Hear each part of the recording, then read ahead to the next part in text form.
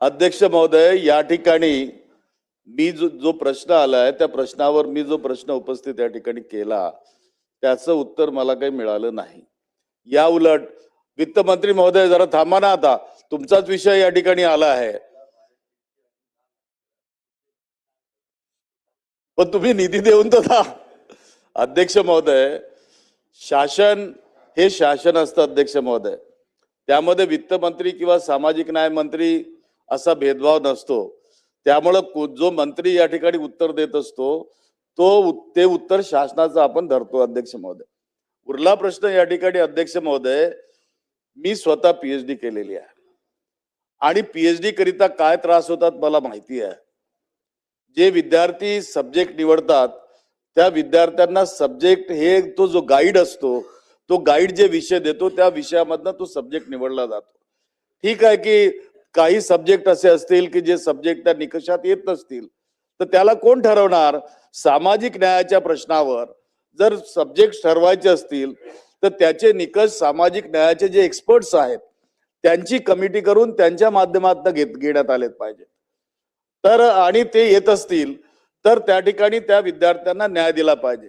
या ठिकाणी होतं काय की ज्या विद्यार्थ्यांनी ती फेलोशिपसाठी अर्ज केले, ज्या दिवशी त्यांचं रजिस्ट्रेशन झालं त्यांना मंजुरी देण्याचं ठरलं, राज्य शासनातर्फे देण्यातही आली काही लोकांना, आणि मध्यंतरीच्या काळामध्ये त्या लोकांना त्या ठिकाणी स्कॉलरशिप न मिळाल्यामुळं ते त्या ठिकाणी अभ्यास करू शकले नाही.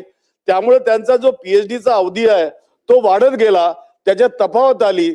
आणि आता निधीचा जो प्रश्न या ठिकाणी जर सामाजिक न्याय मंत्री या ठिकाणी म्हणत असतील की वित्त विभागाने निधी या ठिकाणी उपलब्ध करून दिला नाही, मी सांगू इच्छितो अध्यक्ष महोदय, अनेक मोर्चे त्या पुणे शहरामध्ये निघालेले आहेत आणि पुणे शहरातनं मुंबईपर्यंत हे बार्टीचे विद्यार्थी पायी पायी चालून त्यांनी मोर्चे काढलेले आहेत.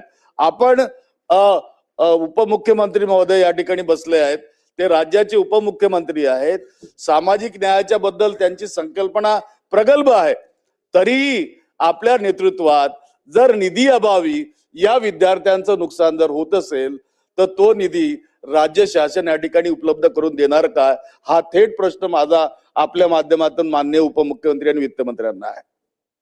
अध्यक्ष महोदय, आता टार्टी, बार्टी, महाज्योती, सारथी, अमृत ह्या वेगवेगळ्या संस्था वेगवेगळ्या घटकातल्या मुलांना मुलींना शिक्षणाच्या दृष्टिकोनातून मदत करायला काढलेले आहेत.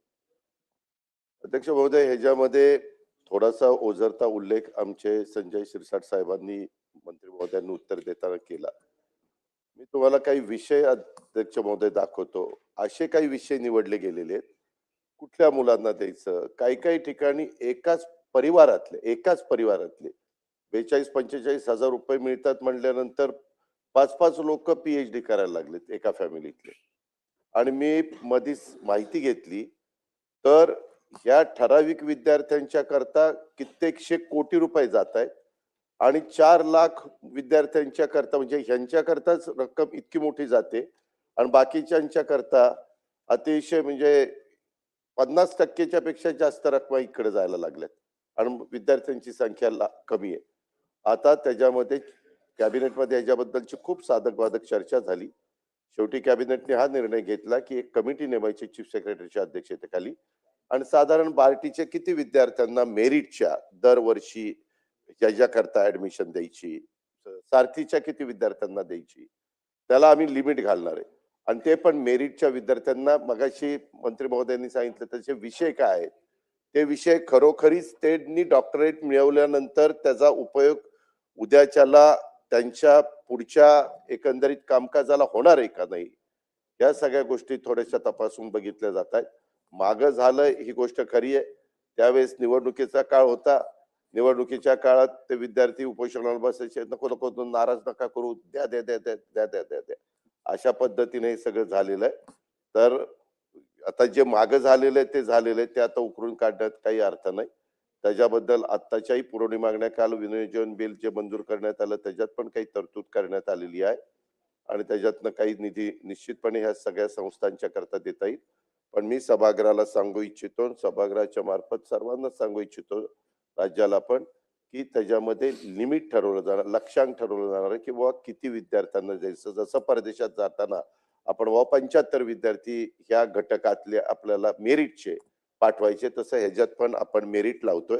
आणि राऊत साहेब, तुम्ही आपण एकत्र काम केलेलं आहे, त्याच्यावर तुम्हालाही माहिती आहे मी कधी कुठल्याही घटकावर अन्याय होईल अशा प्रकारची कुठलीही गोष्ट करत नाही. नेहमी समाजातल्या वंचित वर्गाला, ज्यांचे ऐपत नाही आई वडिलांची पण त्यांनी ते मेरिट मध्ये आहेत आणि त्यांना सरकार म्हणून आपण मदत केली पाहिजे आणि त्यांचे विषय चांगले आहेत, अशांना मदत करायला महायुतीचं सरकार हे प्राधान्य देतं आणि नेहमीच मदत करतं, पुढेही देत राहील. आता जो विषय तुम्ही उपस्थित केलेला आहे त्याच्याही बद्दल मी एकदा शिरसाट साहेबांना सगळ्यांना घेऊन बसतो. साधारण किती लवकरात लवकर हे पैसे सगळे रिलीज करता येतील, आता 31 मार्च पर्यंत काही करतो आणि बाकीचे रेग्युलर बजेटमध्ये करून देतो. प्रश्न क्रमांक नाही झाले ना, त्याला दोनदा तीनदा दिली संधी तुम्हाला. महोदय, या ठिकाणी मांडत असताना माननीय वित्तमंत्री आणि उपमुख्यमंत्री म्हणालेत की निकष जे सब्जेक्ट्स आहेत त्याच्याबद्दल त्यांनी या ठिकाणी सांगितलं. ज्या विद्यार्थी आता पुढे येणार आहेत त्यांच्यासाठी निकष योग्य आहेत, पण जे विद्यार्थी ऑलरेडी फेलोशिप मध्ये एंटर झालेत आणि त्यांना एंट्री मिळाली त्या ठिकाणी आणि त्यांचे केसेस जर प्रलंबित असतील त्यांना सुद्धा ती शिष्यवृत्ती लागू करण्यात आली पाहिजे, अन्यथा त्यांच्यावर अन्याय होईल. हा त्यांचा महत्वाचा इश्यू आहे, कारण 2022 पासून ते पेंडिंग आहेत.